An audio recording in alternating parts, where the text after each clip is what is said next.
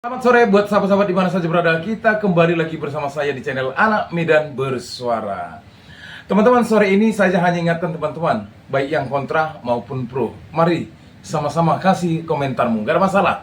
Mau berkomentar tentang untuk menakut-nakuti saya, silakan, gak ada masalah ya. Karena saya juga punya sesuatu yang memang sudah kita siapkan. Dan intinya teman-teman, kami para konten kreator itu bukan mau minta gila jabatan seperti yang dilakukan oleh orang-orang yang sudah membantu-membantu. Lihat skripsi atau di video saya yang pertama tadi. Skripsinya kosong, sementara dicek namanya sudah menjadi seorang pejabat tinggi negara. Wow, hebat. Dan di sini para konten kreator termasuk saya bukan mau buat gaduh. Cukup ditunjukin saja, selesai. Apa yang saya katakan di konten saya pertama, Obama aja pada waktu mau mencalonkan presiden Amerika Serikat, dia malah digoncang-gancing isu. Ada katanya bahwasanya dia imigran lah, pendatang haram lah. Dan pada akhirnya dia menunjukkan semua surat-surat tentang jati dirinya dan tentang surat kewarganegaraannya. Selesai kan? Aman. Seperti apa yang dikatakan oleh saudara kita, ketua GRIP, ya, Hercules, jangan buat gaduh. Oke, kita tidak mau buat gaduh, abang kita Hercules. Kita hanya mau membuktikan kebenaran. Coba abang katakan kepada Pak Jokowi, kenapa tidak ditampilkan saja? Kenapa harus menunggu proses pengadilan? Apa Pak Jokowi tidak seorang negarawan? Apa Pak Jokowi ingin masyarakatnya masuk penjara? Bapak punya kekuasaan, Bapak kami hormati. Justru Bapak yang tidak mau menghormati warga negara Republik Indonesia. Padahal satu kalimat, cukup tunjukkan saja, selesai. Jadi teman-teman, perlu kita ketahui ya, apa yang dikatakan oleh, lagi-lagi dengan saudara Rismon, di mana dia lebih mengutamakan buktikan saja, bukan ranah pengadilan. Bukan kita takut, tidak. Tetapi alangkah buruknya nanti ini akan disorot oleh media-media internasional. Paham kan teman-teman? Baik, supaya jangan gagal paham, kita ikuti apa yang dikatakan oleh saudara Rismon Sianipar.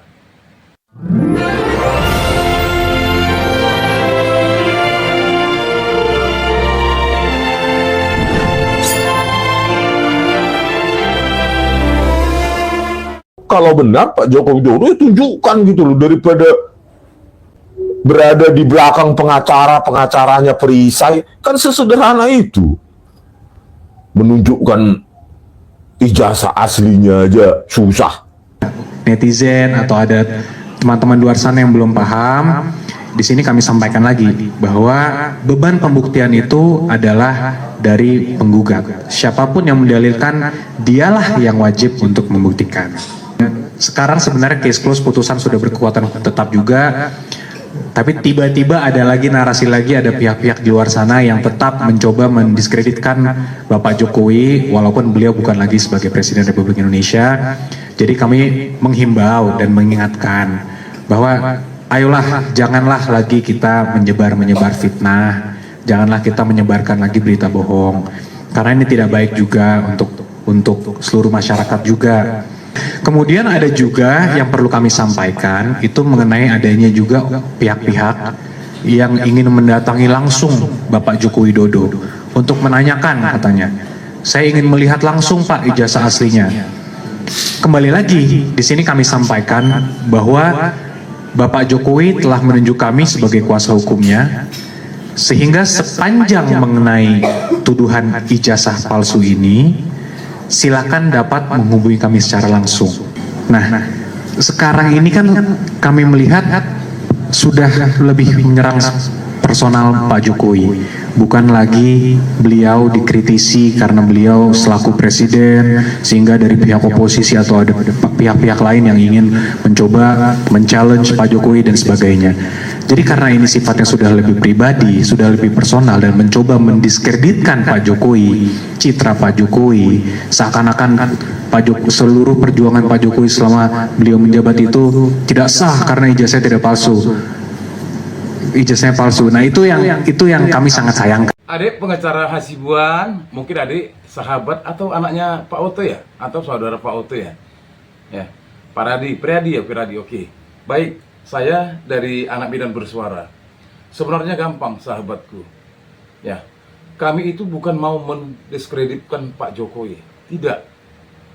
Kami tidak mau marwahnya Pak Jokowi jatuh oleh karena sesuatu yang diinginkan oleh masyarakat.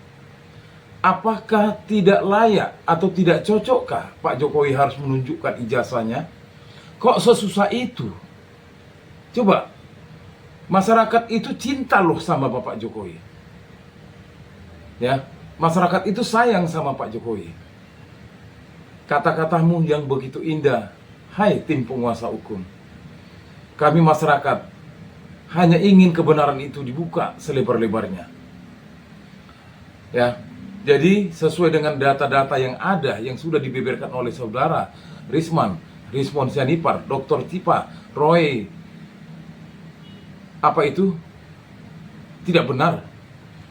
Kalau begitu, coba masukkan aja dan lapor mereka supaya terbuka. Tapi pengadilannya terbuka dan diliput oleh media-media internasional. Lagi-lagi, Rizman mengingatkan kepada kita. Sebentar, teman-teman. Tadi kalian dengar apa itu? Pengacaranya dari Pak Joko Widodo ya, anaknya Bang Oto Hasibuan, yaitu Yakub Hasibuan ya. Tetap saja mereka pendiriannya itu seperti apa ya? Apa itu? Ujaran kebencian lah, hoax. Saya apa ya? Saya inginnya mereka mengutip dari ahli mereka, ya kan?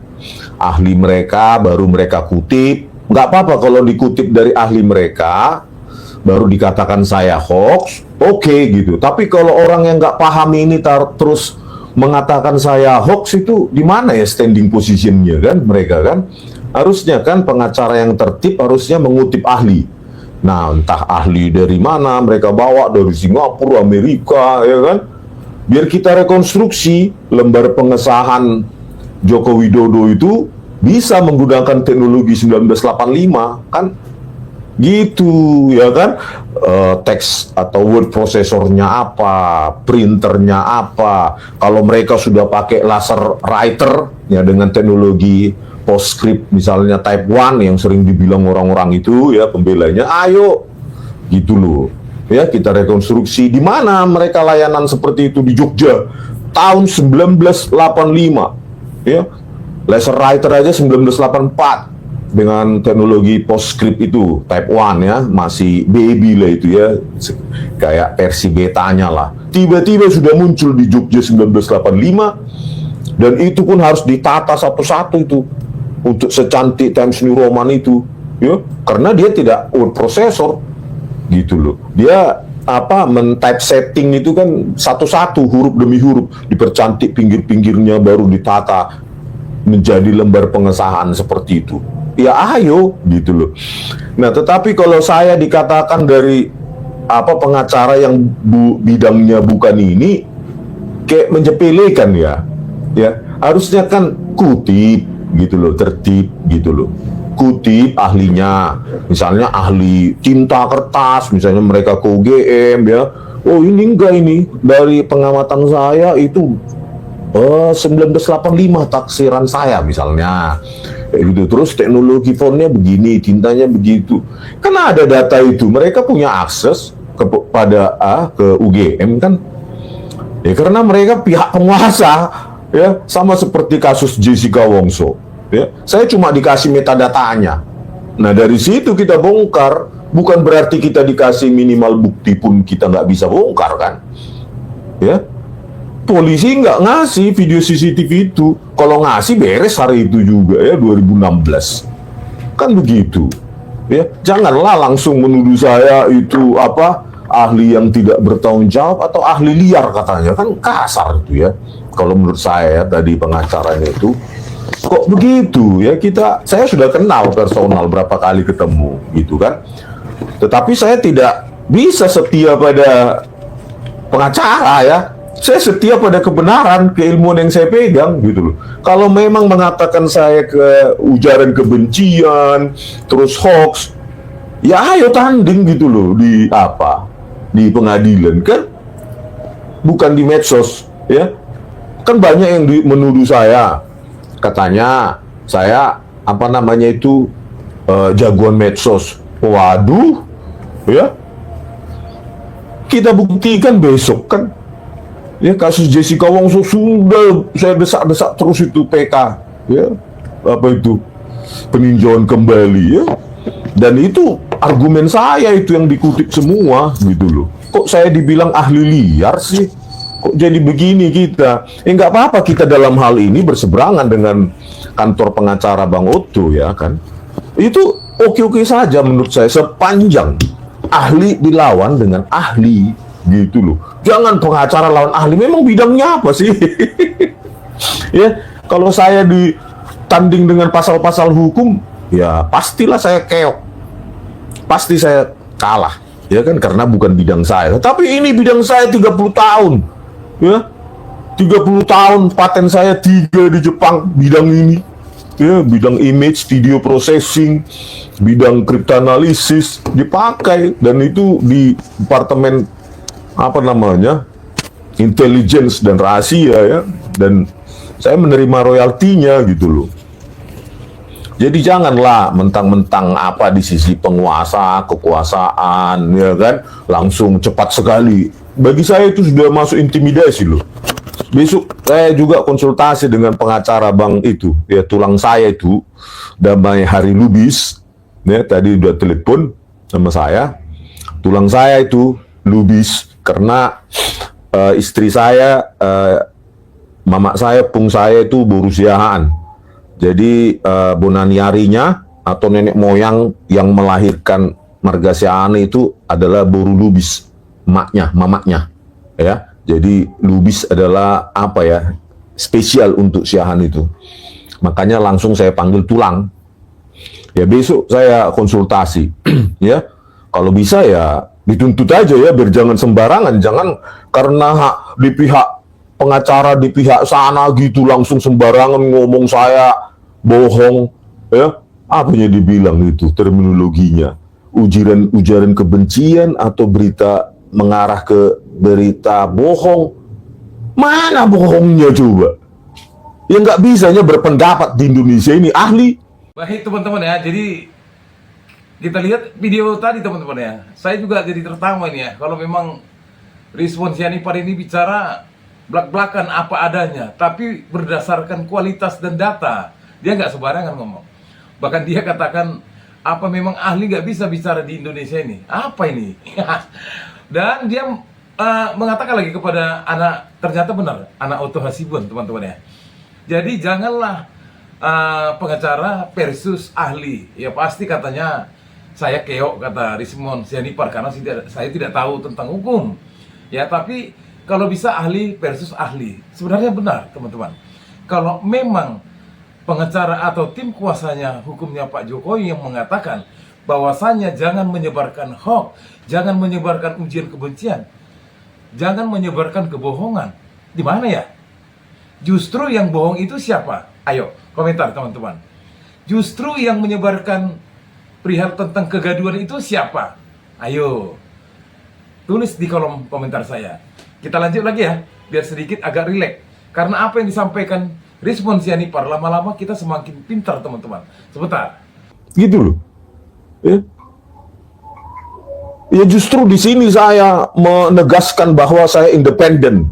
Dalam arti, ya memang pada saat kasus Tina Cirebon, kasus Jessica, ya saya bersama dengan kantor Otto Hasibuan.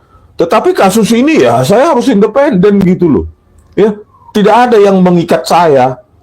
Gitu. Di kasus lain juga mungkin saya bisa berseberangan dengan tulang saya, Damai Hari Lubis kan. Gitu. Sepanjang saya basisnya ilmiah gitu. Ya, itulah ilmuwan, tidak terikat pada manusia tetapi terikat pada basis ilmiah yang dia ketahui. Dia analisa, itu sesungguhnya keilmuan itu. Makanya saya nggak mau masuk partai politik. Nanti disuruh saya sujud-sujud, cium tangan, terus nanti harus membela sesuai dengan kebutuhan perutnya. Mending saya menulis buku, ya. Buku bahasa Inggris saya di Amazon, bisa saya apa? Saya jualan dan hidup ya kan, dari royalti apa itu Amazon dan Google Books dan lainnya, ya, pekerjaan-pekerjaan remote bisa sambil mancing di Danau Toba, enak-enak, daripada saya harus berafiliasi dengan partai, ya kan. Makanya saya bilang saya apolitik, jadi nggak terikat oleh apa namanya setiran apa namanya panduan-panduan atau apa ya, apa pokoknya yang dipentingkan gitu loh. Makanya juga waktu saya diajak apa itu jadi ahli di mana itu di pilpres ya, sengketa pilpres, ya nggak mau saya. Karena memang si rekap itu bermasalah kan, jelas itu bermasalah. Saya nggak mau di pihak yang akal logika analisa saya itu mendukung apa itu si rekap yang berantakan itu kan. Algoritma sederhananya itu mengotak-atik database supaya sekian porsinya untuk sini, berapapun input outputnya sekian, itu kan nenek-nenek juga bisa itu. Nenek-nenek juga bisa itu. Aplikasi Serekap gampang itu. Wah, luar biasa teman-teman ya. Tapi teman-teman, di akhir konten tadi saya menjadi lebih gimana ya? Jadi lebih respon loh. Rupanya perihal tentang Pina Cirebon pada saat itu Otto Hasibuan, Rismon Sianipar juga ada di dalam. Wow, luar biasa. Dan Jessica kemarin ya, Jessica Wongso juga Rismon Sianipar, ternyata dia tidak mau duduk jika mendukung kebohongan. Maka terlihatlah sifat dan karakternya, moralnya yang menjadi contoh buat kita semua. Wahai sahabat-sahabatku, saudara-saudaraku yang mungkin masih merasa ijazah tersebut adalah asli, baiknya dengarlah suara-suara kebenaran. Kita juga tidak mau buat gaduh, kita tidak mau ribut, kita hanya mau kebenaran itu jangan dibungkam. Justru kebohongan yang harus kita buka selebar-lebarnya, agar masa depan bangsa dan negara kita Indonesia ini bukan berdiri oleh kebodohan dan pembodohan. Bayangkan jika salah satu jabatan itu yang tadinya diduduki oleh seseorang yang ternyata backgroundnya pembohong. Apa seperti itu? Teman-teman, sahabat-sahabat, para pemirsa, di akhir penghujung konten ini, silakan teman-teman berkomentar, silakan untuk di-share, silakan juga untuk di-subscribe, karena semua ini demi kebenaran. Salam perjuangan, merdeka, merdeka, merdeka, hidup rakyat Indonesia.